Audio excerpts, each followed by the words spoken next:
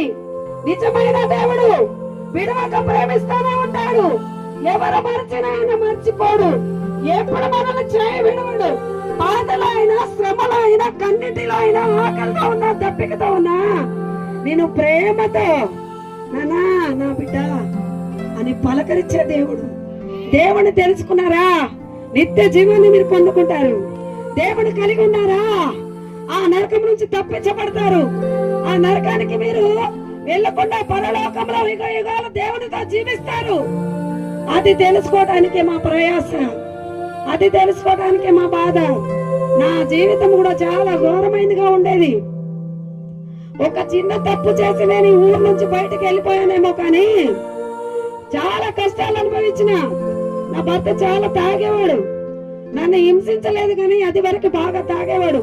మాకు చిన్న పూరి గుడిసె ఉండేది. ఆ పూరి గుడిసెకి కనీసం ఈ రేకులు గాని లేకపోతే ఇంకా గోడగానే ఉండేది కాదు. పాత చీరలు ఎవరో ఇస్తే చీరలు కట్టుకునేవారం. తినడానికి తిండి ఉండేది కాదు. మంచిగా బ్రతకడానికి ఒక పూట కడుపు నిండా తినడానికి మాకు తిండి ఉండేది కాదు. ఈ పని మీకు ఎందుకు చెప్తున్నానంటే, దేవుడు ఈ రోజు వాటి అన్నిటి నుంచి విడిపించాడు. దేవుడి దగ్గర ఏడ్చేదాన్ని, ప్రభువా నా జీవితము చాలా భయంకరంగా ఉండింది, విగ్రహారాధనలో నుంచి వచ్చాను, నన్ను సిగ్గుపరచదు ప్రభువా. ప్రార్థన చేసేదాన్ని, రాత్రులు కన్నీరు కార్చేదాన్ని దేవుడి దగ్గర. నేను ఏడిస్తే ఎవరైనా ఇస్తారేమో అని నోట్లో గుట్టలు పెట్టుకొని ఏడ్చేదాన్ని, నోట్లో గుట్టలు పెట్టుకొని ఏడ్చేదాన్ని. ప్రభువా నా భర్తను దీవించు, నా కుటుంబాన్ని ఆశీర్వదించు, నా బిడ్డలు నాలాంటి బాధలు పడకూడదయ్యా, నాలాంటి బాధలు నా బిడ్డలు పడకూడదయ్యా అని ఏడ్చేదాన్ని ప్రభు దగ్గర.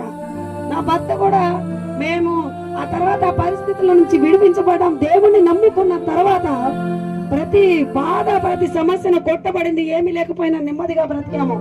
కొన్నాళ్ళు దేవుణ్ణి అడిగాను, దేవా నా స్థితిగతులు మార్చు, జనంలో సాక్ష్యం ఇవ్వాలి.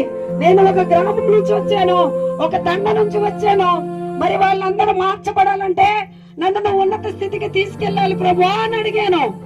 దేవుడు ఎలా ఉంచాడో తెలుసా? పెద్ద ఇల్లు ఇచ్చాడు.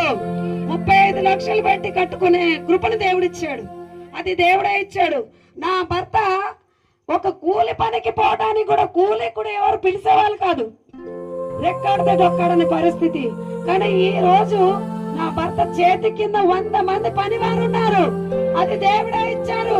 నా గొప్పతనం కాదు, నా మంచితనం ఏమి లేదు అక్కడ.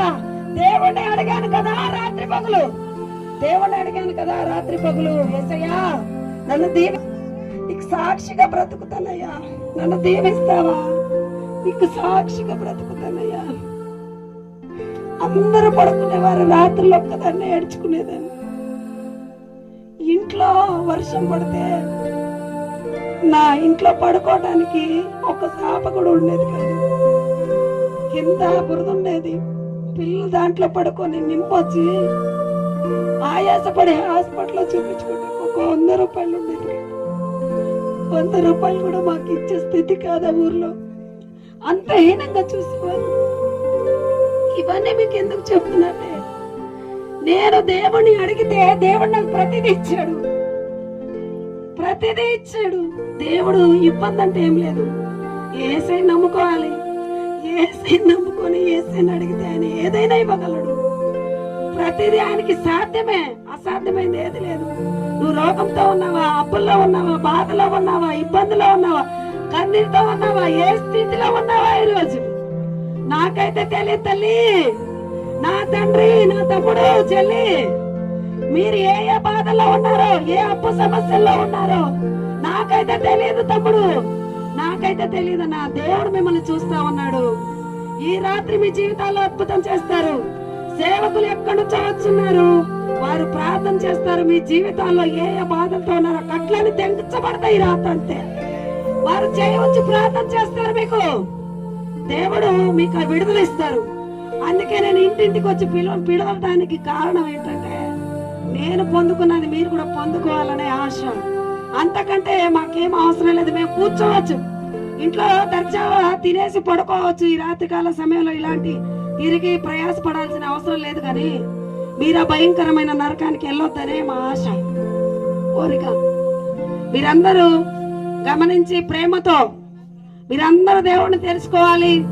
ఇక్కడ మందిరం కట్టబడింది. ఒక సేవకులు నియమించబడతాడు. దేవుడు చిత్తమైతే నేనే నియమించబడతానేమో, వారం నేనే వస్తానేమో వాక్యం చెప్పడానికి. ఒకవేళ దేవుడు నడిపిస్తే నేనే ఇక్కడ సేవకురాలాగా ఉంటానేమో. అది మీ ప్రార్థన. మీరు నమ్మిన దాన్ని బట్టి మీరు నమ్మాలి, దేవుడిని అడగాలి. ఈ ఊర్లో నుంచి ఇంత భయంకరంగా వెళ్ళాను కదా, అందరు నన్ను ఆశ్రయించుకున్నారు కదా, కానీ దేవుడు నన్ను తలగా నిలబెట్టాడు. ఆ తలగా నిలబెట్టిన దేవుడే మిమ్మల్ని తలగా నిలబెట్టాలన్నది నా ఆశ. ఈ రాత్రి కాలం మీరందరూ మార్చబడాలి. మీరందరూ దేవుడిని తెలుసుకోవాలి. నిజ దేవుడు రక్షకుడు, ఆయన జీవాన్ని ఇస్తాడు. ఆయన మన కొరకు కొట్టబడ్డాడు, నెట్టబడ్డాడు, రక్తాన్ని కార్చాడు, ప్రాణం పెట్టాడు. ప్రాణం పోయినా కానీ మన కొరకు ప్రాణం పెట్టేశాడు, కానీ మనల్ని దూషించలేదు యేసయ్య. ఆయన ప్రేమ ఎంత గొప్పదంటే ఆయన ప్రాణాన్ని కూడా ఆయన లెక్క చేయలేదు. మన కొరకు ఆయన ప్రాణం పెట్టేశాడు. ఆ శిలువలో బలియాగం అయ్యాడు. 3వ రోజు దేవుడుగా తిరిగి లేచాడు. ఆయన సజీవుడైన దేవుడు మనతోనే సంచరిస్తూ ఉన్నాడు. ఇక్కడ మన మధ్యలోనే ఉన్నాడు. మన ప్రతి మాటను వింటూ ఉన్నాడు. యేసయ్య మనల్ని చూస్తూ ఉన్నాడు.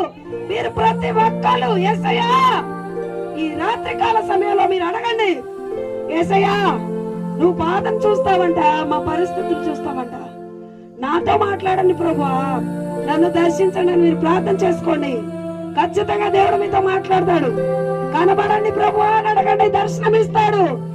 దర్శనం ఇచ్చి ఎలుగుగా కనబడి నేను రక్షణ పొందడానికి కారణం దేవుడు. నేను అడిగాను, నిజమైన దేవుడు అంట కదా, నాకు కనిపించు ప్రభు అంటే ఆయన వెలుగు రూపంలో నాకు దర్శనం ఇచ్చాడు దేవుడు.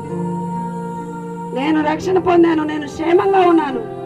విజయవాడ ప్రాంతంలో నేను క్షేమంగా ఉంటేనే నేను దేవుడి దగ్గర ఇలా ఏడుస్తాను, ప్రభువా నేను ఎక్కడ దాన్ని ప్రభు, ఎక్కడో మట్టి కుట్టల మీద పెంట కుప్పల మీద ఉన్నదాన్ని ప్రభు తీసుకొచ్చి నాకు ఇంత క్షేమకరమైన జీవితం ఇచ్చి, నా జనాలందరూ బాధలో ఉన్నారయ్యా, కుడికైనది ఎడమకైనది వ్యత్యాసం తెలియని ప్రజలు ఉన్నారయ్యా, దేవుడి దగ్గర ఏడుస్తా నేను. ఆ ప్రార్థన, ఈ ప్రయాస మిమ్మల్ని అందరినీ రక్షించాలనే ఆలోచన. దేవుడు మిమ్మల్ని అందరినీ రక్షించాలి. ఈ గ్రామంలో ఈ తండాలో ఏ ఒక్కరు ఇడవబడకూడదు. ప్రతి ఒక్కరు పరలోకానికి రావాలి. నిజమైన దేవుణ్ణి తెలుసుకోవాలి. మిమ్మల్ని ప్రేమతో వేడుకున్నా మన మధ్యలో గొప్ప సేవకులు ఉన్నారు. వారు మీకోసం ప్రార్థన చేస్తారు. దయ్యాల నుంచి విడుదల వస్తాయి.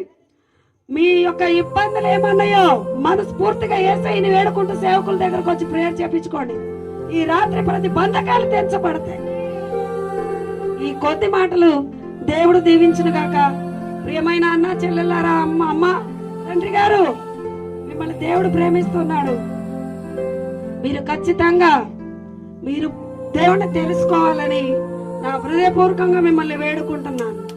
ఆమేన్. హల్లెలూయా.